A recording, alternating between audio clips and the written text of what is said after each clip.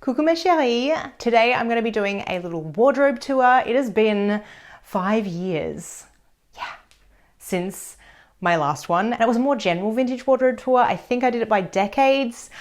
This time it is going to be an autumn-winter wardrobe tour because honestly I have a lot of vintage these days, and to make a video of all of it in one video would be kind of crazy. And I keep a lot of it in storage. So I have just pulled out the autumn winter stuff, and I thought I would go through some of my favorite vintage clothing pieces as well as accessories and shoes. Donc c'est parti!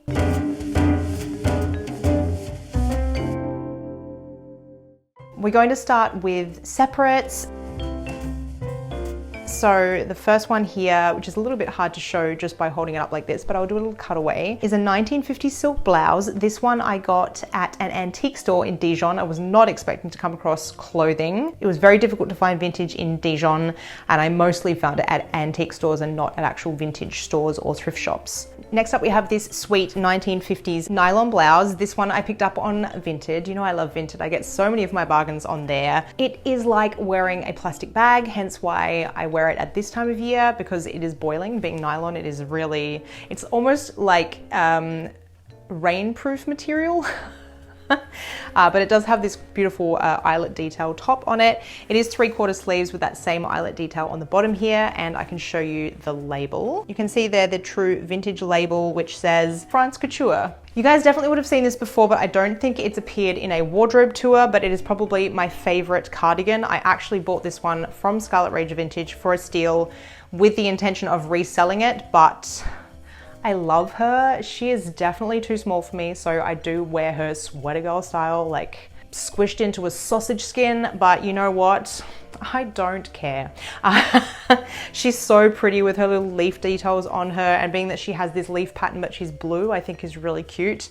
And I love, as you know, different shades of the same color, so the fact that she has different shades of blue on her print to the background, she is just cardigan perfection. And she is a wounded piece. She has got like yellowed and faded armpits.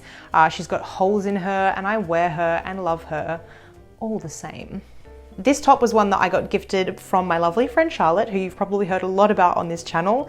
She's a very talented seamstress friend of mine, and she was emptying out her wardrobe, and I did some modeling of pieces for her, and in exchange she gave me some pieces to say thank you. And she gives me pieces just quite regularly, actually, just as my friend. I'm very spoiled, so thank you, Charlotte. This is gorgeous. It's got little lurex details all around the neck and soutache details, and she does have a vintage label. It says Strath Knit Rago of Scotland. She is a knit. I do wonder what she's made of. It doesn't actually say on her anywhere. Perhaps a type of nylon. She's very stretchy. She's a very stretchy knit, so maybe those of you who know more about stretch knits from that era can tell me, because she's definitely not like a cotton, so I wondered if maybe she was a type of nylon knit.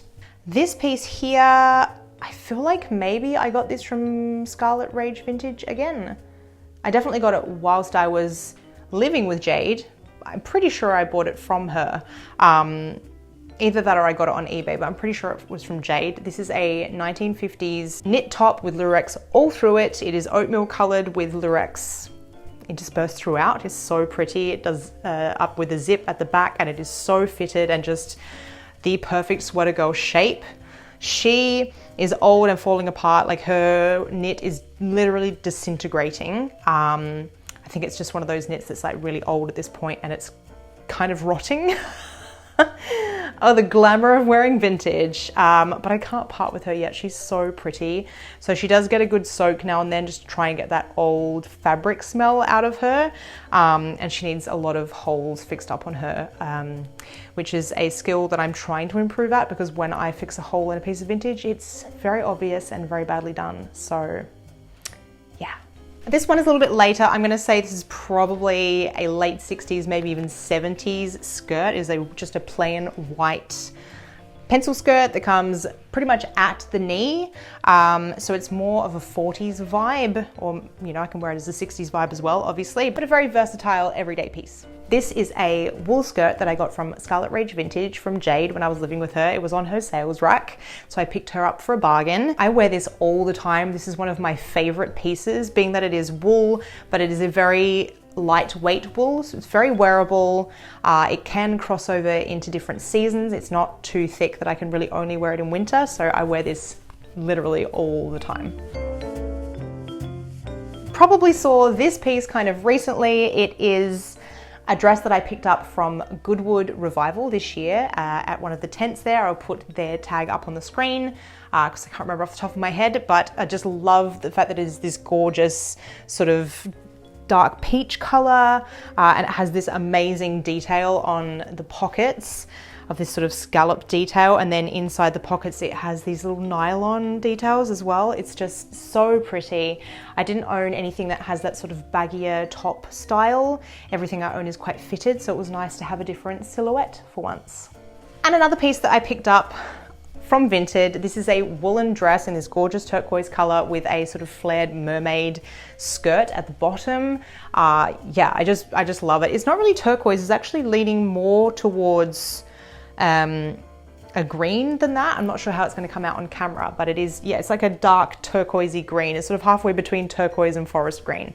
Yeah, I don't have any other pieces in my wardrobe this color. I have more turquoisey pieces, so she's a beauty, and I'm looking forward to wearing her again because being wool, she really does need to be worn in the cold weather because I'm a sweaty Betty. So I can really only get away with these pieces when it is absolutely freezing cold. We have this gorgeous knit dress. This is by Barbara Carroll, New York. She is a beautiful 1950s knit dress with all of this beading detail on the front of her, these silver and white flowers with little pearls.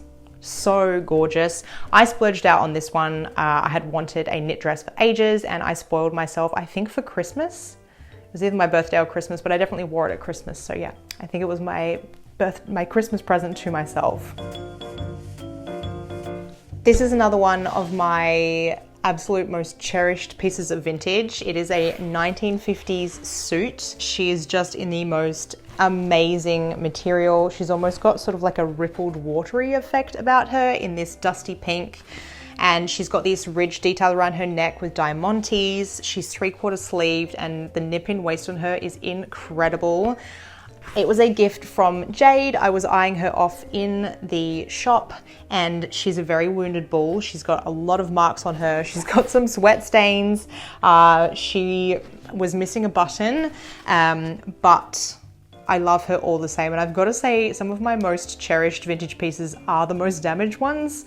I guess probably because someone before me appreciated them as much as I appreciate them. So yeah, I have no regrets about the fact that she is damaged, and I wear her despite the fact that other people might judge me, or maybe she's glamorous enough that no one notices her flaws, but yeah, she's a very special piece. And I have ended up putting little glass clear buttons on her to replace the covered buttons she had, because she did have buttons that matched the color of the suit.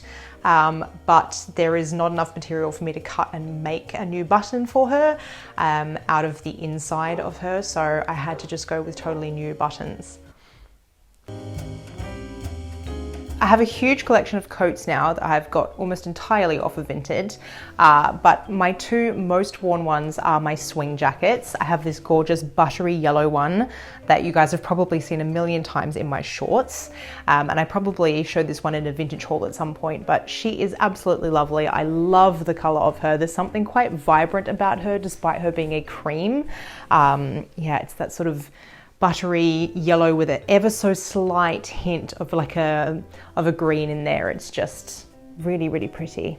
And another swing coat. This one I actually got from the antique store in Dijon. Just again, I love the silhouette of a swing coat. I think you can't go past it. I particularly like wearing pencil dresses and fitted clothing. So I think the contrast of the shape of a swing jacket with a fitted piece underneath, whether it's a dress or a pencil skirt or a pair of capri pants, I just think this is like a staple item of 50s style.